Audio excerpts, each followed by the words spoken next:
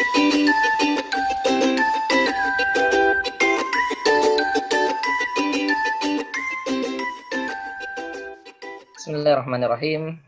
Assalamualaikum warahmatullahi wabarakatuh. Waalaikumsalam warahmatullahi wabarakatuh. Alhamdulillahirabbil alamin wa bihi nasta'inuhu ala umuri dunya waddin. Asyhadu an la ilaha illallah wa asyhadu anna Muhammadan abduhu wa rasuluh. Allahumma shalli ala nabiyyina Muhammad wa ala alihi wa ashabihi ajmain. Rabbi shrah li sadri wa yassir li amri wahlul 'uqdatam min lisani yafqahu qawli. Qala Allah Ta'ala fi kitabil karim, a'udzu billahi minasyaitonir rajim, laqad kana fi qasasihim ayatun liulil albab. Alhamdulillah, segala puji bagi Allah di pagi menjelang siang hari ini, di hari ke-10 Ramadan, tepatnya tanggal 3 Mei 2020, mudah-mudahan puasa kita sampai hari ke-10 ini mendapatkan balasan yang berlipat dari Allah Subhanahu wa taala. Kita menghidupkan malamnya, kita menghidupkan siangnya dengan ibadah-ibadah baik yang wajib maupun yang sunnahnya. Di kelas online kita pada hari ini ya, kita akan mendengarkan bersama materi, salah satu materi mungkin insya Allah sangat bermanfaat buat kita semua pastinya, dengan tema berkisah menjadikan Ramadan lebih berkah, ya, berkisah menjadikan Ramadan kita lebih berkah, yang akan disampaikan oleh Kak Awam Prakoso. Dan alhamdulillah beliau juga sudah live, sudah masuk di room kita pada hari ini. Mari kita sama-sama baca basmalah terlebih dahulu. Bismillahirrahmanirrahim. Bismillahirrahmanirrahim. Kepada Kak Awam dipersilahkan. Terima kasih. Bismillahirrahmanirrahim. Assalamualaikum warahmatullahi wabarakatuh. Salam sejahtera. Mari kita berdoa, kita bersyukur pada Allah Subhanahu wa taala, karena dengan bersyukur maka kita akan terus menjadi insan yang insya Allah akan dikuatkan walaupun dalam kondisi dan situasi apapun. Karena wabah corona ini juga merupakan salah satu penguat kita nantinya untuk menjadi orang-orang yang insya Allah akan lebih kuat lagi. Karena setiap Allah memberikan masalah, insya Allah sepaket ya dengan solusinya. Baik, tidak berpanjang lebar. Kalau panjang lebar ada di YouTube saya, banyak sekali materi-materinya. Saya akan memulai bahwa kita semua yang berada di sini, izinkan saya tidak akan memberikan kuliah karena bukan dosen seperti Bu Yosi. Saya hanya akan berbagi pengalaman sebagai seorang ayah. Jadi istri saya 3, anaknya 3 maksudnya. Itu sudah kuliah, kemudian yang kedua sudah SMA kelas 2, yang satu sudah SMP, dan mereka sudah memiliki talenta-talenta yang alhamdulillah sejak kecil memang sangat menteladani berbagai kisah-kisah yang saya sampaikan. Baik, saya akan memulai bahwa kita semua di sini adalah pendidik ya. Mendidik anak itu tidak mendadak. Mendidik anak itu tidak mendadak, yang mendadak maka tidak mendidik. Artinya adalah bahwa mendidik anak itu penuh dengan kesabaran. Bahkan kesabaran adalah mahkota kita di dalam mendidik anak-anak kita. Kita, orang tua, guru itu bagaikan sang utusan yang tugasnya kemudian mengabarkan, memberikan kenyamanan, memberikan perlindungan, ya, dan tidak memaksakan. Seperti Rasulullah Shallallahu Alaihi Wasallam juga kemudian mendapatkan perintah Allah melalui malaikat Jibril, juga sama saja menjadi penyelamat kita semua, menjadi pelindung kita semua, menjadi penyampai kabar, dan tidak pernah memaksakan kehendak seperti yang banyak sekali kalau kita pantau, kita lihat orang tua ataupun juga guru agar anaknya mencapai target-target tertentu, maka harus menggunakan cara-cara yang kemudian memaksakan. Nah, ini yang kemudian mari kita sama-sama mulai belajar. Baik, dunia anak itu adalah dunia yang sangat menyenangkan, mereka senangnya bermain. Maka saya tidak pernah memiliki waktu khusus jam berapa Kak Awam harus bercerita kepada anak-anaknya, tetapi setiap detik, menit, jam itu adalah merupakan waktu yang sangat efektif di dalam kita memberikan panduan-panduan yang mana itu berasal dari Rasulullah Shallallahu Alaihi Wasallam. Jadi banyak kisah-kisah yang bisa kita sampaikan ketika anak-anak kita sedang bermain. Ya, mereka senang bermain karena bagi anak bermain itu tidak main-main, bermain itu serius. Maka kalau tidak percaya ketika mereka bermain kita ganggu, mereka pasti marah. Yuk kita jadikan status Facebook masing-masing ya. Bermain itu tidak main-main, bermain itu serius. Karena dalam permainan akan banyak pencapaian aspek-aspek pembelajaran yang nantinya akan digunakan ketika mereka nanti akan menuju ke kehidupan sebagai orang yang dewasa. Nah, kenapa saya sampaikan demikian? Bahkan ketika anak-anak saya masih di anak usia dini SD itu tidak pernah ya saya membebani banyak sekali pekerjaan-pekerjaan sekolah. Begitu pulang sekolah yang saya tanya pertama adalah sudah main belum? Karena itu adalah merupakan pertanyaan yang pertama harus saya tanyakan. Karena saya khawatir di sekolah itu begitu luar biasa materi yang diberikan oleh guru, sehingga dia ketika berada di rumah kemudian saya tanya lagi mana PR-mu, maka dia akan terus terbebani dan dia tidak akan banyak belajar tentang kisah-kisah, tentang cerita-cerita dan lain sebagainya. Nah, ayah bunda, selain belajar, selain bermain, anak-anak kita juga merupakan seorang makhluk yang secara psikologis itu berkembang. Jadi dia tidak diam sampai si kecil hanya umur kecil terus, tidak, tapi dia harus berkembang. Maka untuk itu sebagai orang tua sudah sangat sewajarnya untuk mendampingi dengan keilmuan yang baik. Ya lewat seperti ini kita bisa berdiskusi atau membaca buku-buku parenting, Islamic parenting yang saya harapkan, sehingga banyak sekali hikmah-hikmah yang bisa kita ambil yang kemudian bisa menyeimbang dari tumbuh kembang anak-anak kita. Nah, yang kedua adalah bahwa anak kita adalah peniru ulung. Maka seorang orang tua, khususnya ayah, ya di sini banyak ibu ya, tapi bisa disampaikan pada ayah kita, jangan terus-terusan untuk mencari teladan, karena teladan kita sudah jelas, teladan kita adalah Rasulullah Shallallahu Alaihi Wasallam. Maka mulai saat ini mulailah menjadi teladan, ya, mulai teladan di mana setiap detik, menit, jam, ya waktu itu berlalu, disitulah anak-anak kita belajar dari siapa sang ayah, siapa sang ibu, seperti itu. Yang ketiga adalah bahwa anak-anak kita adalah bukan orang dewasa yang bentuknya mini ya, tetapi mereka adalah anak-anak yang mana ketika anak-anak itu maka kita selayaknya harus menghormatinya sebagai seorang anak, menganggapnya seorang kawan, seperti berbagai riwayat Rasulullah bersama cucu tercinta Hasan dan Husain misalkan, ya, bahwa beliau ketika sedang berkhutbah atau sedang memberikan nasihat-nasihat kepada para sahabat yang sedang berada di Masjid Nabawi, yang insya Allah kita sudah berada di sana semua, yang belum nanti sama Kak Awam ya. Ya, artinya di sana ketika Hasan dan Husain berlari-lari di masjid ketika dalam ruang ilmu itu, kemudian Rasulullah menggapainya.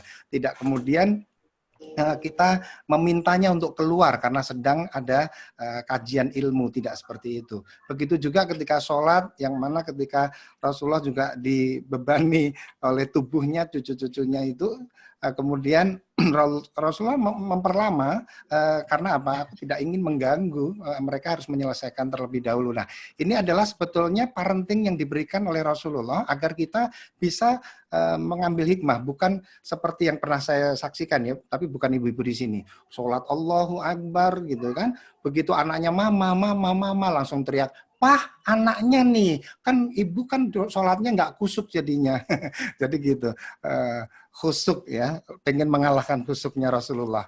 Baik, insya Allah kita adalah merupakan orang tua yang insya Allah nanti akan sama-sama bersama Rasulullah SAW.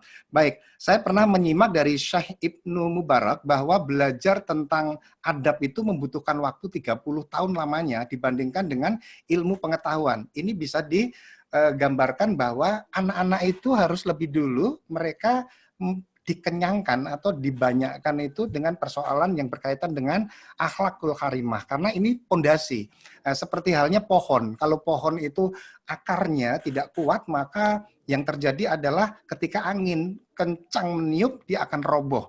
Artinya ibu akan paksakan dia untuk memahami semua ilmu terlebih dahulu, tapi nanti akhlaknya atau budi pekertinya atau hal mentalitasnya belakangan ini akan sangat berbahaya. Karena apa? Ketika nanti anak-anak kita dewasa, baru sebentar, misalkan mereka sudah berumah tangga, cekcok sebentar gitu ya, itu sudah akan roboh seperti pohon tadi, akarnya nggak kuat. Bangunan rumah juga demikian, kalau ketika bangunan itu tidak memiliki pondasi-pondasi yang baik, maka rumah itu akan juga roboh ketika angin-angin menerpa. Seperti saat ini, ketika wabah corona misalkan seperti ini, ayah, ibu yang kuat adalah mereka semua yang pandai untuk menyesuaikan diri. Artinya dalam kondisi dan situasi seperti ini, tetap tenang, tetap kita waspada, tetap kita banyak kreativitas sehingga anak-anak kita tidak bosan. Nah, itu seperti itu. Nah, ayah dan bunda sekalian, bahwa anak-anak kita itu bagaikan mereka ketika kita lahirkan itu kan seperti hard disk ya, atau alat penyimpan, di mana mereka itu akan terus seperti komputer, ya seperti Zoom yang sekarang kita hadapi ini kan juga merekam. Nah, ini juga sama, anak-anak kita terus merekamnya. Maka yang direkam di dalam oleh anak-anak kita itu jangan sampai didominasi oleh hal-hal yang justru di luar dari persoalan kisah-kisah atau cerita-cerita yang baik.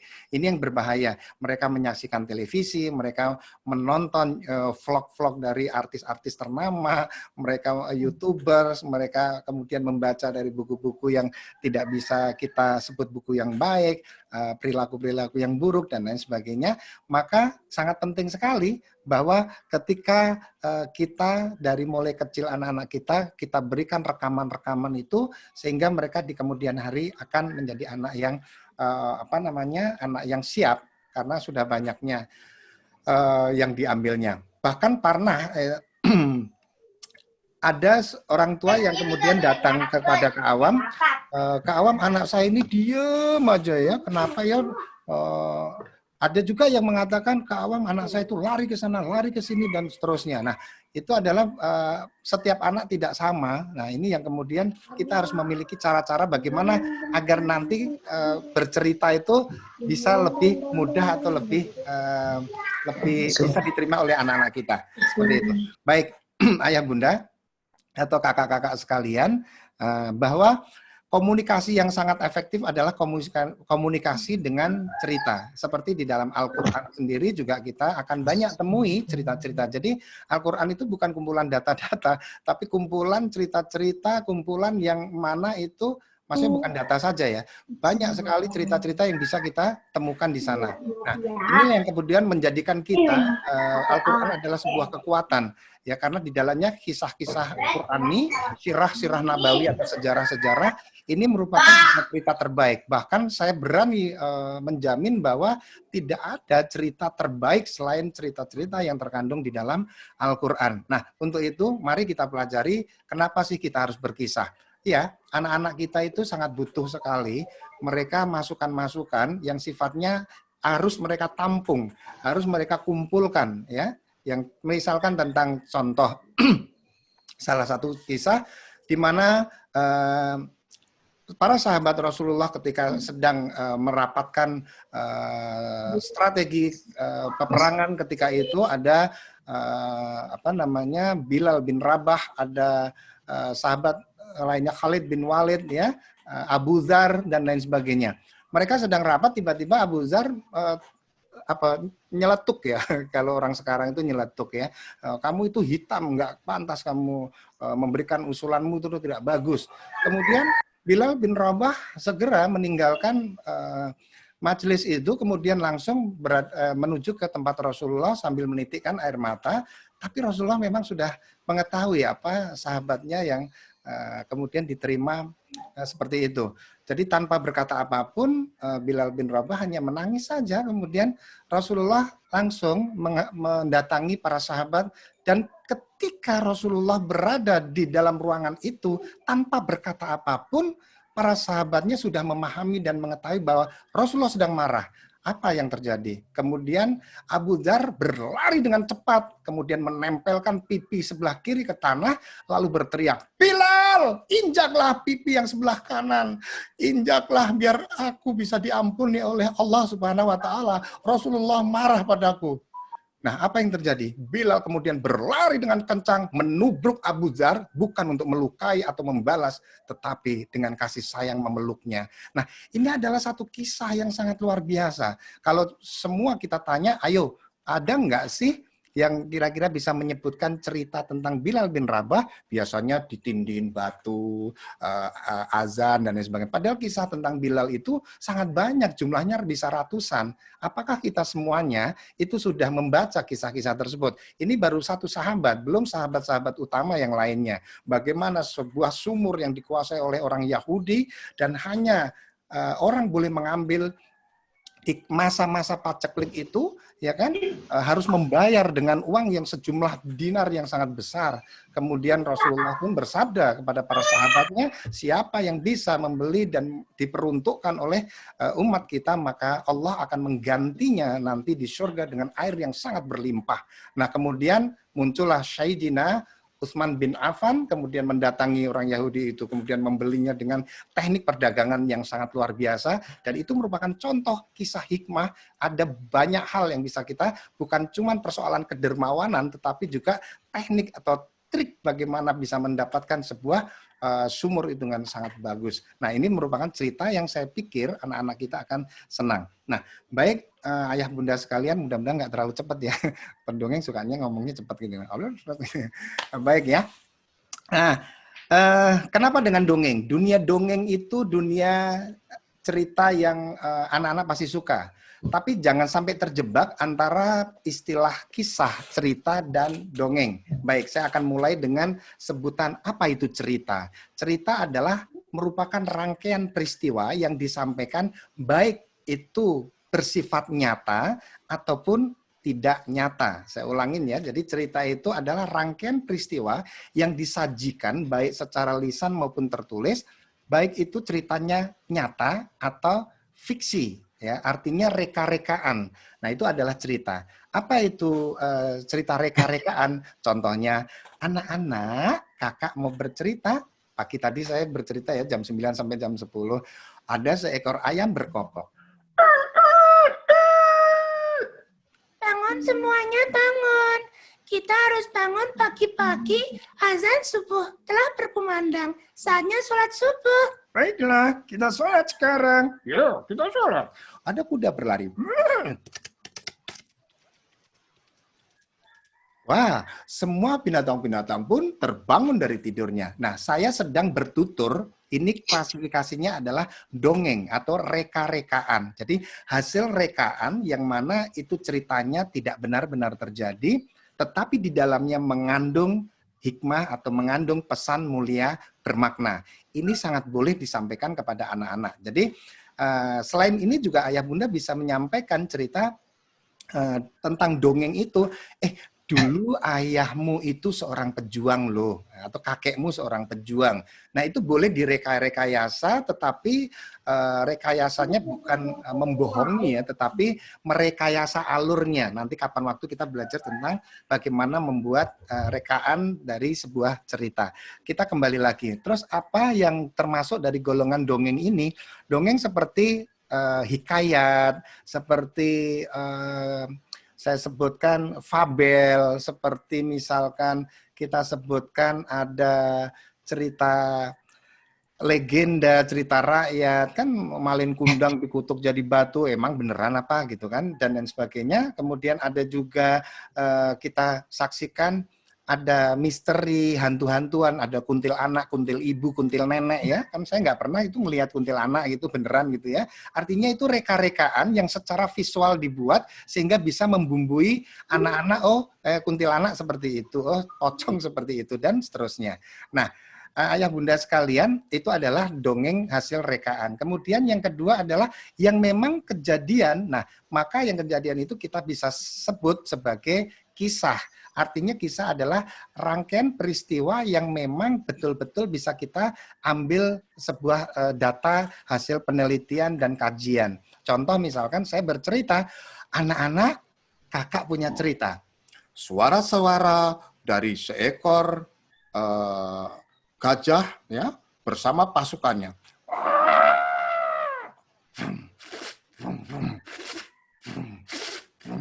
Rupanya gajah-gajah itu dinaiki oleh pasukan Abraha, tapi kala itu Nabi Muhammad belum dilahirkan. Kita harus bersiap. Hayo, kita runtuhkan Ka'bah Jadikan dia seperti tanah. Berangkat. Wah, semuanya sudah bersiap. Dan apa yang terjadi? Singkat cerita, kemudian mereka berteriak karena di atas itu seperti ada awan menggulung-gulung berwarna hitam. Mereka berteriak-teriak, apa itu? Itu adalah awan bergulung-gulung. Oh tidak, itu adalah seperti ikan-ikan terbang. Aku melihatnya seperti burung-burung yang mengeluarkan api. Wah, ternyata betul. Allah mengirimkan pasukannya dan apa yang terjadi? Kaki-kaki dari burung itu melepaskan batu-batu yang sangat panas sekali.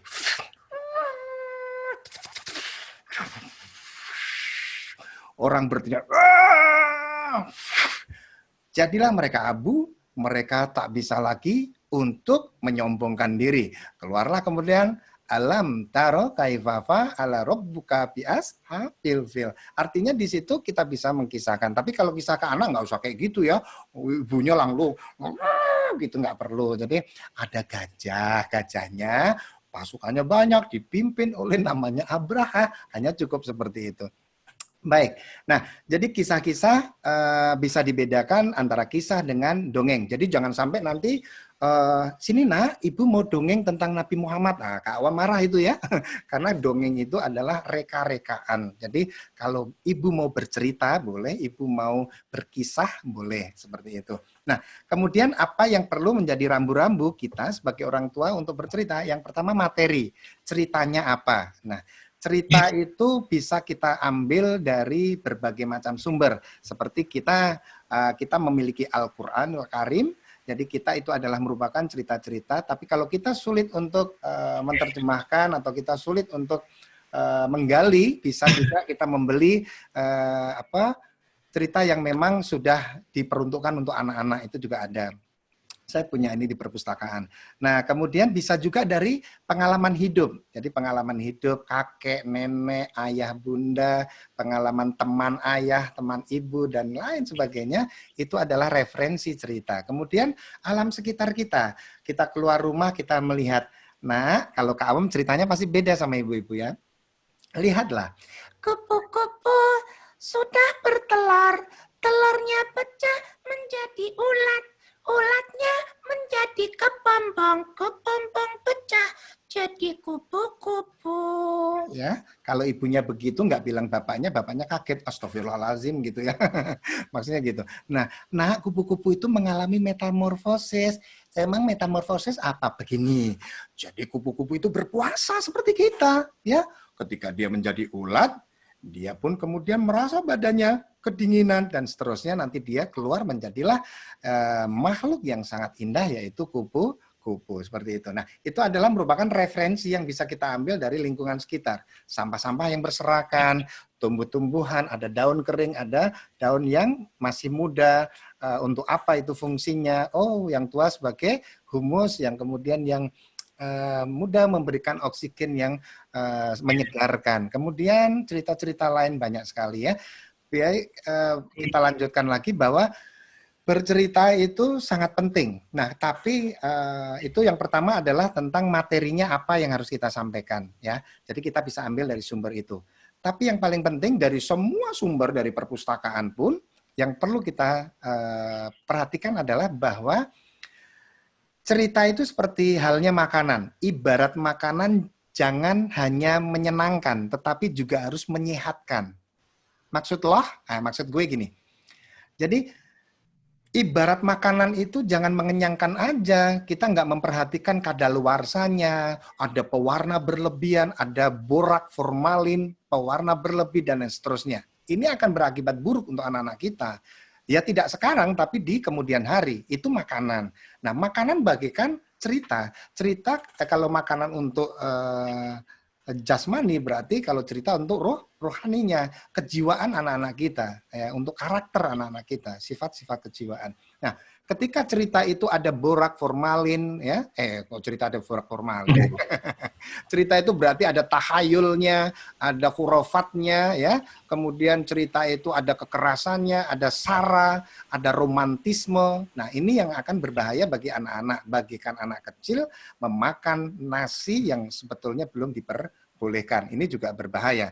Nah, ayah dan bunda sekalian yang mungkin banyak bunda-bundanya, nah itu dari cerita yang harus kita perhatikan. Kemudian untuk usia kita, tidak semuanya cerita yang ada di dalam Al-Quran pun juga cocok untuk anak kita yang mungkin masih di bawah umur gitu ya. Contoh misalkan dengan peperangan bagaimana Khalid bin Walid ketika tiba-tiba sebelum menjadi sahabat Rasulullah berada di sebuah bukit Uhud, kemudian menguasainya, kemudian dengan pasukannya merebut itu bukit sehingga terjadilah kocar kacir misalkan dan seterusnya, atau Bilal yang ditindihin batu sedemikian itu terjadi kekerasan ya, itu belum saatnya anak-anak kita 3-4 tahun mendengarkan. Nah, seperti itu. Artinya cerita itu bisa kita sampaikan tetapi secara naratif boleh, tetapi tidak secara karakteristiknya. Contoh misalkan, oh Bilal bin Rabah ketika itu mengucapkan ahad, ahad, ahad. Maksudnya adalah Esa Allah itu satu, Allah satu. Nah, itu padahal ditindihin batu loh, tapi dia kuat kok. Artinya ceritanya tetap dalam konteks kita naratif saja, tidak ditindihin batu yang besar, kemudian keringatnya keluar, darahnya mengucur. Nah, itu nggak tepat untuk anak-anak kita ya. Nah, ayah dan bunda sekalian, itu persiapan pertama yang harus kita sampaikan. Yang kedua adalah teknik dalam bercerita. Bercerita untuk anak-anak di rumah pasti berbeda dengan ketika kita bercerita antara Kak Awam dengan kalau Kak Awam itu kan di ruangan, di luar ruangan ini kan ada sekitar 200 meteran ya lapangan yang sudah saya siapkan. Anak-anak kampung itu kalau datang ke sini itu di acara bisa lebih dari 300 anak dan itu anak manusia semua. Mereka berkumpul, mereka siap mendengarkan kisah-kisah, mereka siap mendengarkan cerita-cerita dan bermain bersama Kak Awam. Nah, artinya di situ akan berbeda ketika Kak Awam bercerita di hadapan mereka dengan ketika Kak Awam bercerita kepada kakak Naufal, anak saya pertama, atau adiknya Mikdad Prakoso, itu sangat berbeda. Jadi kalau anak-anak, halo adik-adik semuanya, kakak akan bercerita, ada pangeran naik kuda. Hiya! Nah, kalau saya cerita ke anak saya begitu ya, anak saya bilang, apaan sih? Ya kan gitu ya. Jadi cukup, pernah waktu itu ayah baca cerita tentang pangeran. Jadi pangeran itu masuk ke dalam hutan, kemudian hutannya itu, tahu nggak hutannya itu? Itu sangat angker sekali dan masih banyak yang primitif. Ya, masih banyak yang apa istilahnya orang-orang primitif di sana. Itu ayah baca cerita ini, ayah ceritakannya.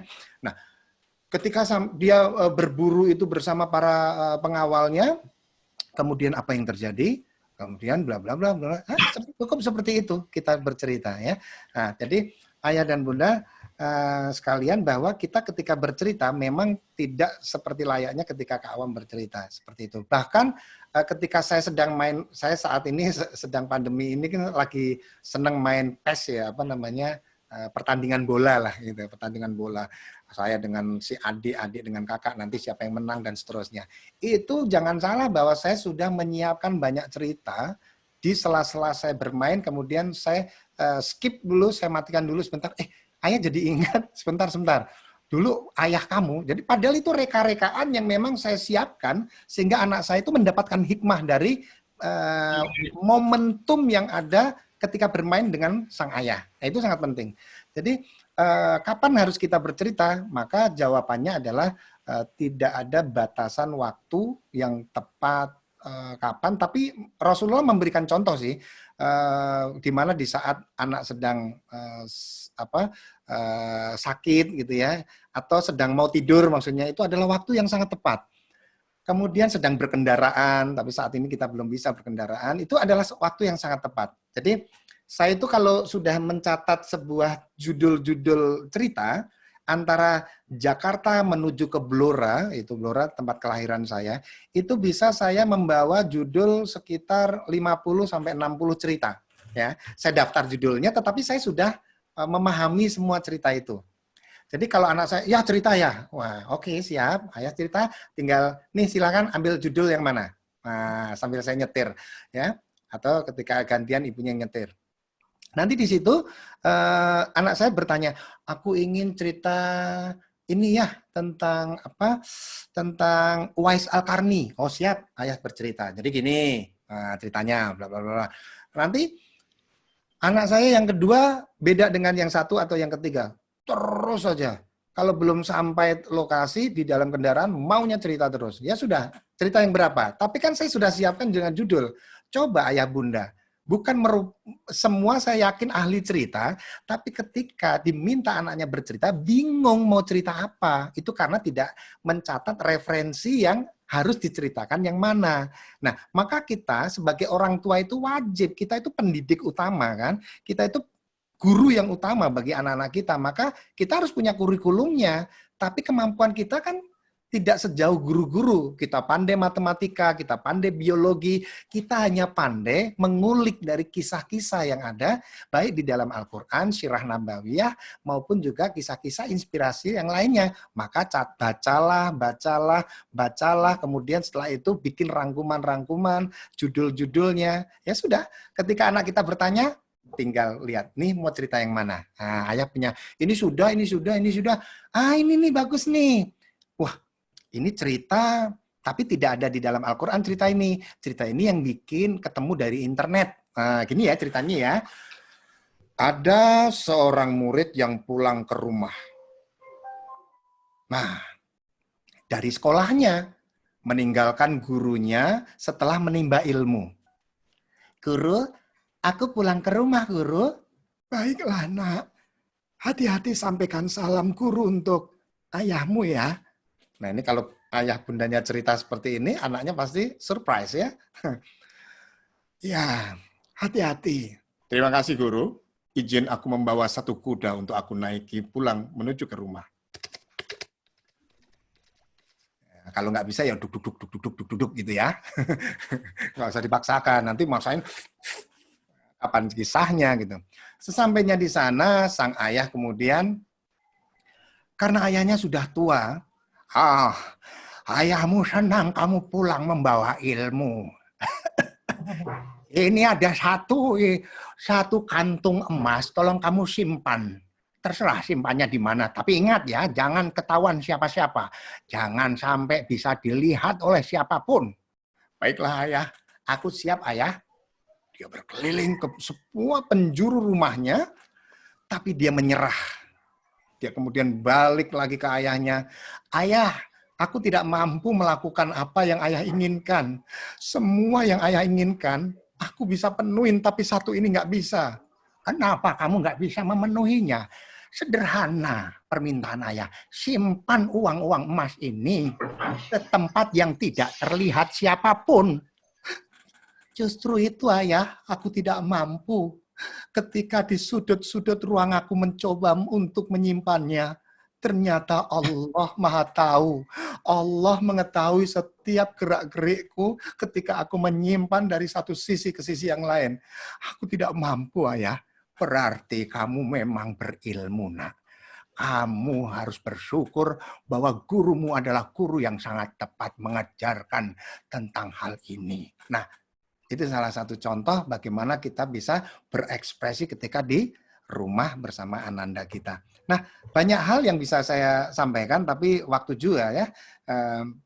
Jadi nanti bisa kita berinteraksi, nanti Bunda bisa menjawab ketika saya bertanya, atau saya bertanya, Bunda menjawab. Ya, seperti itu. Kebalik ya. Ya, silakan, Ustadz.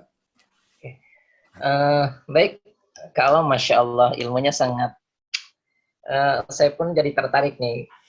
Banyak pertanyaan-pertanyaan sebenarnya yang mencoba gimana sih biar menarik gitu. Kayak yang tadi, mungkin kalau saya berkisah di depan anak saya, apaan sih Bi gitu ya. Malah lebih senang mending lihat di YouTube Bi daripada dengar Abi berkisah gitu ya. Ya. Seperti itu. Memang banyak, bukan suatu hal yang mungkin harus butuh waktu untuk belajar juga ya Kak Awam ya. Betul, dan jangan sampai kalau kita sebagai orang tua seperti kesannya mau bercerita, itu sudah salah besar. Karena anak kita itu akan menyenangi YouTube tadi. Jadi sebaiknya seperti yang saya tadi contohkan, bahwa ketika kita sedang beraktivitas bersama anak kita, lalu tiba-tiba saja kita, ayah jadi lupa itu bunga mawar yang dulu pernah ayah tanam. Nah, jadi seakan-akan seperti itu. Padahal di dalamnya itu kita sedang memiliki tugas mulia itu untuk menyampaikan pesan kepada anak-anak kita, gitu loh. Karena kan intinya bahwa cerita itu disampaikan pada intinya adalah ada tokoh-tokoh di sana yang mana itu sebagai surat yang harus disampaikan oleh Pak Pos. Nah, Pak Posnya adalah kita. Baik, Gitu, Insya Allah, luar biasa sekali Kak Om. Kak Om, di sini ada beberapa pertanyaan nih. Siap. Mungkin saya bacakan dulu Kak Om ya. Monggo. Baik, ayah bunda sekalian dan juga mungkin bapak dan ibu guru yang tergabung di kelas online ini. Sebelumnya saya informasikan nanti apabila mungkin ada pertanyaan-pertanyaan yang terlewatkan atau mungkin yang belum terjawab, nanti bisa mengirimkan kembali pertanyaannya ke narahubung yang ada di player ataupun di broadcast yang ayah bunda terima. Nanti insya Allah narahubung akan menyampaikan ke Kak Awam untuk dijawab ya, karena keterbatasan waktu kita. Dan juga ayah bunda sekalian, sebenarnya kelas online ini memang kita peruntukkan untuk khusus keluarga sekolah Al-Jannah, dalam hal ini orang tua Al-Jannah. Namun kita tetap membuka berbagi ilmu, berbagi inspirasi kepada Bapak dan Ibu guru yang ada di luar sekolah Al-Jannah yang alhamdulillah juga bisa bergabung pada kesempatan hari ini. Kak Awam, ini ada pertanyaan. Yang pertama dari Bu Ine. Assalamualaikum Kak Awam dan ini yang di chat ini bukan ya? Iya, yang di chat itu. Oke. Nah, saya Ina Septina dari Sekolah Nizamia Andalusia. Mohon bantuan untuk satu menyampaikan atau menerangkan tentang hari kiamat dengan tepat agar pesan dan maksud guru tersampaikan, namun anak-anak juga dapat bernalar sesuai hari kiamat, termasuk apakah itu termasuk kisah gitu? Ya, baik. Ya, kita bisa kalau hari kiamat itu bisa merekayasa, ya artinya kisah itu memang kita bisa bacakan dulu suratnya Al-Qari'ah, misalkan gitu ya, dan seterusnya. Artinya besok akan datang. Jadi kalau ayah bundanya, oh mau kisah tentang hari kiamat, Al-Qari'ah. Ayo baca. Oh nggak hafal ya? Yuk kita baca bareng bersama. Setelah itu baru ayah atau bundanya bisa, besok di hari kiamat telah tiba. Ada malaikat yang kemudian diminta oleh Allah untuk meniupkan trompet yang panjang. Nah, ini baru kisah kita tiup. Ditiup yang pertama, apa yang terjadi? Wah, buminya runtuh. Ya. Kemudian meteor, asteroid semua terjatuh. Dan dari situ baru kita merekayasa sebuah cerita agar anak kita tidak bingung gitu ya. Contoh, nah seorang anak bernama Nisa, dia terbangun, ding, tempat ini kok berbeda? Kenapa ya?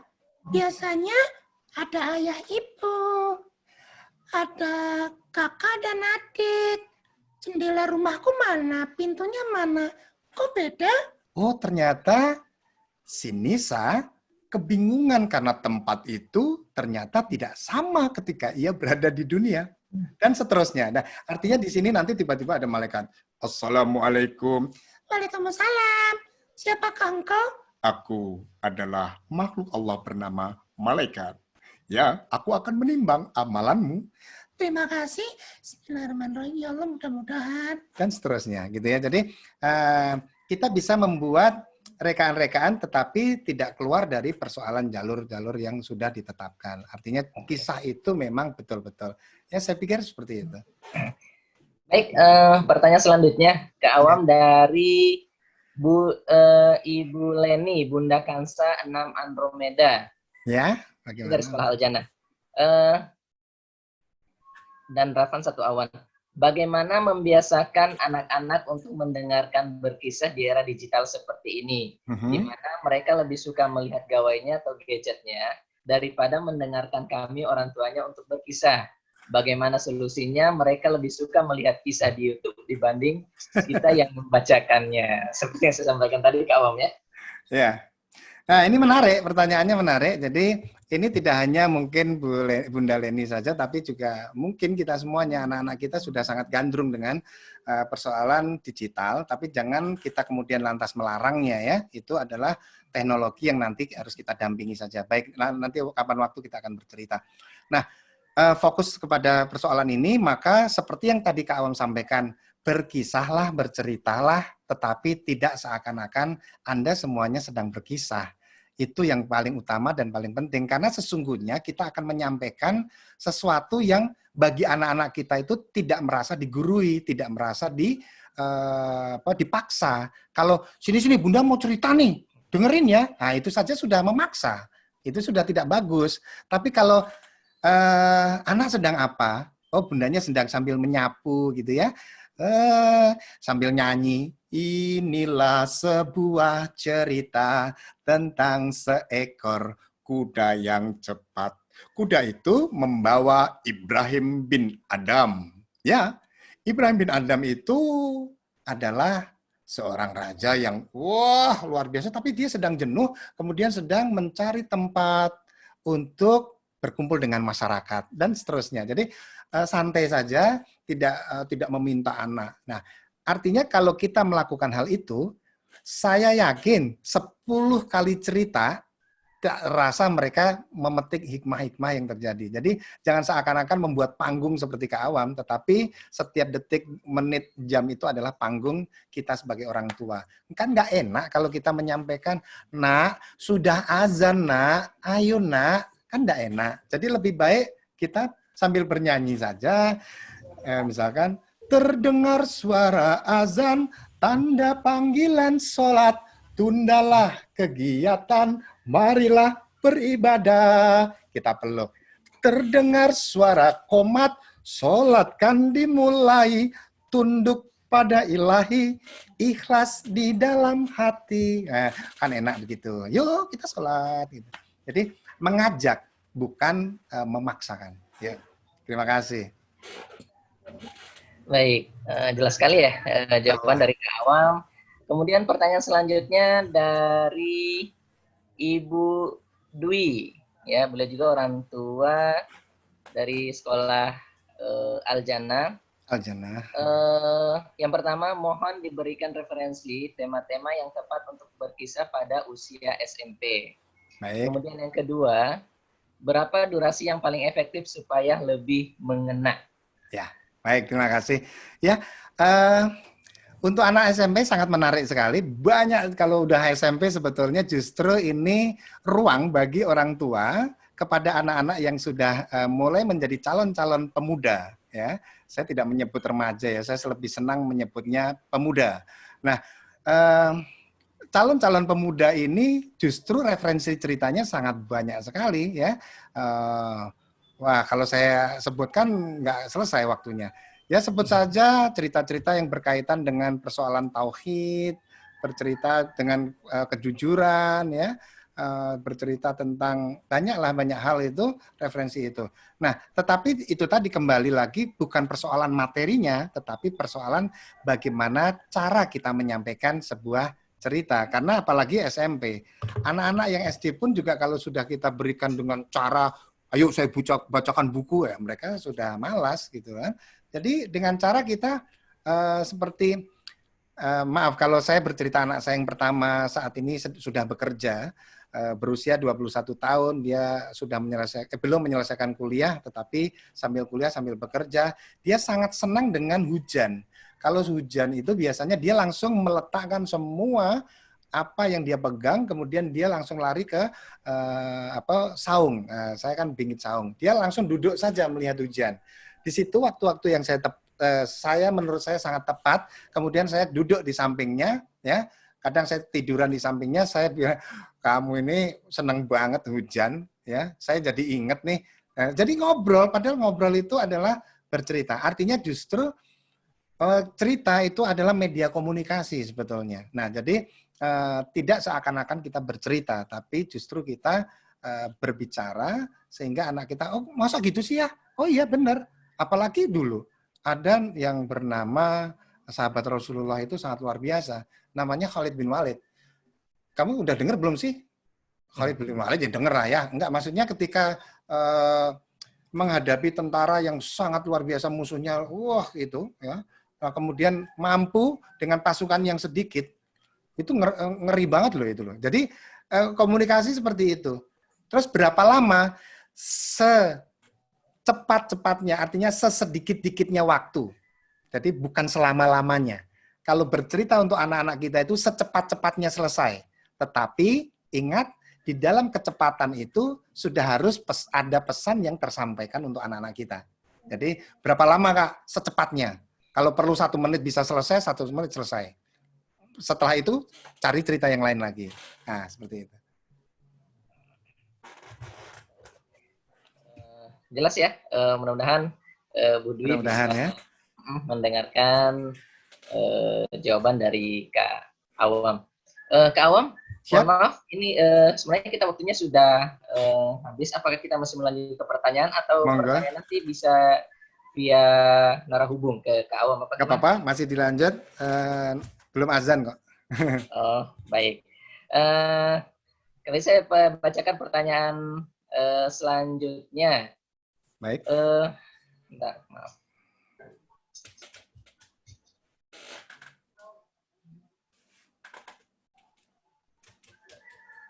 Nah, ini ada Ibu atau Kak Awam juga bisa baca ini ya? Ya, yang itu ya. Oke, silakan yang mana Kak Awam? Oh ya, dari Kalimantan Tengah. Yang Kapuas ya. Ingin ditanyakan adalah bercerita apalagi. Saya Ibu Kuala Kapuas Kalteng, yang ingin saya tanyakan ketika sedang bercerita apalagi menggunakan boneka tangan. Boleh. Kalau anak-anak kita masih di bawah 6 tahun, memang sangat efektif kita menggunakan boneka, kita menggunakan buku, menggunakan rumput yang kita buat, daun-daun yang kita bisa bikin wayang. Artinya, ingat, secara visual itu lebih mendominasi sebetulnya. Maka kenapa anak-anak kita senang menonton televisi, YouTube, ya? Itu karena visual itu lebih mendominasi dibandingkan dengan audio seperti yang kita sampaikan melalui tutur kata kita. Jadi ketika kita menggunakan boneka-boneka itu, ya anak-anak semakin senang. Terus kemudian dari anak-anak biasanya tertarik untuk memegang atau menarik boneka, Kak. Ya, betul. Makanya kalau kita menggunakan dongeng dengan media, sebaiknya sebelum mendongeng, medianya kita serahkan kepada anak-anak. Ayo kita main yuk. Nanti anak-anak memainkan itu rebutan dan lain sebagainya. Mereka senang gitu kan. Nah, sekarang giliran Bu guru atau ibu yang akan pegang, kalian duduk dengan rapi, siap mendengarkan cerita. Jadi kenalkan dengan cara mereka memegang dulu. Saya Bu Nining dari Tangerang, Banten. Aduh, dekat saya. Bagaimana kiat-kiatnya agar kita bisa menguasai berbagai macam karakter suara? Nah, ini biasanya mau jadi pendongeng nih ya. Kiat-kiatnya itu mudah. Suara ada 3. Satu namanya ini Ustaz, namanya suara narasi, kedua suara penokohan, ketiga kita suara ilustrasi atau efek suara. Saya mulai dari narasi. Pada suatu hari di sebuah tempat, tiba-tiba, itu adalah narasi atau seorang narator membacakan cerita.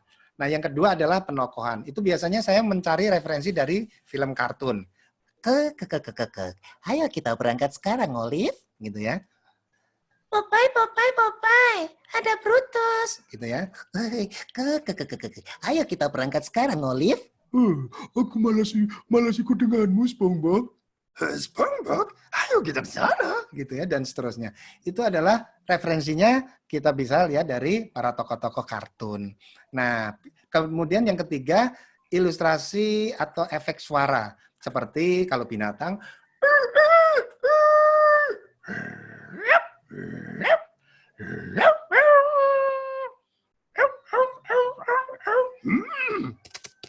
ini semuanya itu adalah hanya memainkan dari lidah aja. Jadi lidah ke atas, ke kiri, ke kanan. Nah, coba saja ya. Tapi cobanya harus di tempat yang sepi ya. Terima kasih. Ada lagi? Oke. Boleh saya bacakan lagi nih ada? Ya. Tadi masih berkaitan dengan pertanyaan sebelumnya, saya masih tertarik meminta penjelasan dari Kak Awam yang berkaitan dengan kisah tentang hari kiamat lah. Ya. Ataupun misalnya anak kita bertanya nih, Allah itu siapa?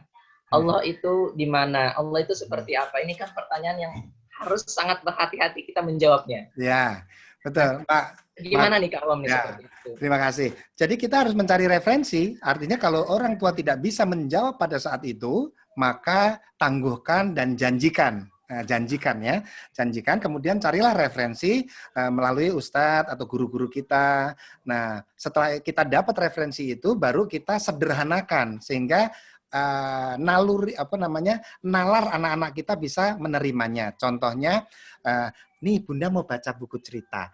Pada suatu hari ada seorang anak bernama Nisa ya, kok dari tadi Nisa terus ya. Nisa kemudian bertemulah dengan Andi. Andi, aku mau pulang ya. Mainnya selesai. Kenapa harus selesai? Kita main dulu. Sudah azan. Kita diperintahkan Allah untuk sholat tepat pada waktunya. Aku mau sholat dulu. Untuk apa sih? Sholat, terus kamu kalau lagi main? Kamu Islam kan? Iya, aku Islam. Kalau gitu, kamu harus taat pada Allah. Emang Allah itu mana? Nggak kelihatan. Kamu ini gimana sih? Ini contohnya. Kamu bisa bernafas nggak? Bisa? Ya, aku bernafas. Nah, aku tanya. Kalau kita bernafas, udara yang kita tarik, siapa yang menciptakan? Ya Allah lah. Kalau kita buang, kalau buang gas, kentut, maaf, itu siapa yang menciptakan? Ya Allah, kamu nggak usah tanya. Kalau itu aku tahu, Allah yang menciptakan.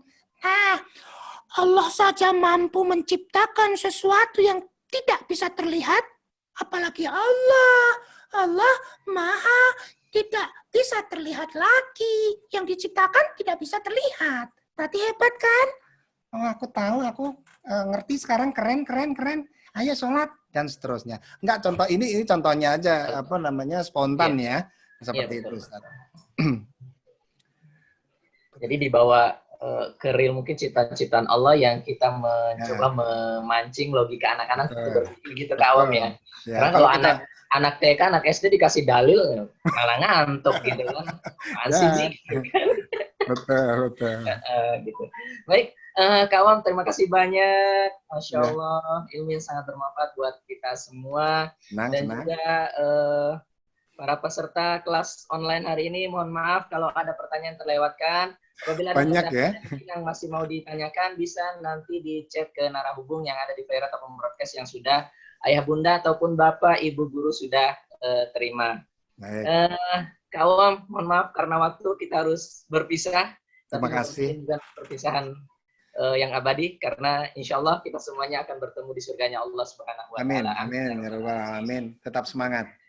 Insya Allah. Dan juga terima kasih kepada panitia dan juga host hari ini yang sudah memfasilitasi kelas online pada hari ini. Jazakallah khair, Bapak dan Ibu sekalian, ayah bunda Sekolah Al-Jannah dan juga Bapak dan Ibu guru dari luar Sekolah Al-Jannah.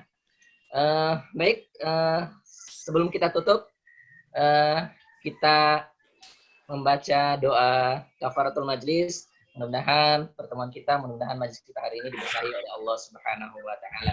Amin. Bismillahirrahmanirrahim. Subhanakallahumma wa bihamdika asyhadu an la ilaha illa anta astaghfiruka wa atubu ilaik. Terima kasih banyak. Assalamualaikum warahmatullahi wabarakatuh. Waalaikumsalam warahmatullahi wabarakatuh. Mohon maaf ada kata yang salah. Makasih Kak Awam. Terima kasih. Kak Awam. Boleh pertanyaan-pertanyaan nanti di DM di Instagram juga boleh, Awam Prakoso, nanti bisa langsung private kayak saya balas. Saya mengundurkan diri. Terima kasih. Assalamualaikum. Terima kasih Kak Awam. Waalaikumsalam.